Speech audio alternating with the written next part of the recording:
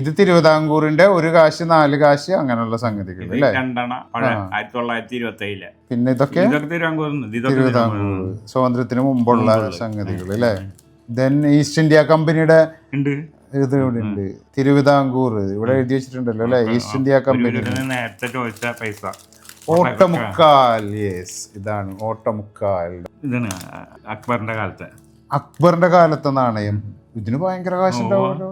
ഞാൻ പതുക്കെ അടിച്ചിട്ടുണ്ടായാലും ഇതൊക്കെ ഇത് കല്ല് നാണയം, പഴയ ഷേപ്പില്ലാത്ത നാണയങ്ങൾ പോലെ ആദ്യകാല നാണയങ്ങൾ, ബ്രിട്ടീഷുകാരുടെ കാലത്തെ നാണയങ്ങളാണ്. ഇത് പണ്ടത്തെ 1 അണ 2 അണ അങ്ങനെയുള്ള സംഗതികളാണ്. എന്ന് വെച്ചാല് കറൻസിയുടെ പഴയ രൂപത്തിൽ നിന്ന് പുതിയ രൂപത്തിലോട്ട് വന്ന കറൻസിയുടെ പലവിധ രൂപങ്ങളാണ് ഒക്കെ കാണിക്കുന്നത്. ഇത് എന്തുകൊണ്ടാണ് ഈ കോയിൻസിനോട് താല്പര്യം തോന്നാൻ കാരണം? അപ്പൊക്കെ കടയുണ്ടായിരുന്നു. അപ്പൊ ഈ ഇങ്ങനെ അങ്ങനെ ഒരു ഇഷ്ടം വന്നു. എന്താണ് ചെയ്തിരുന്നത് അപ്പൊ ജോലി? ഞാൻ ഡ്രൈവർ.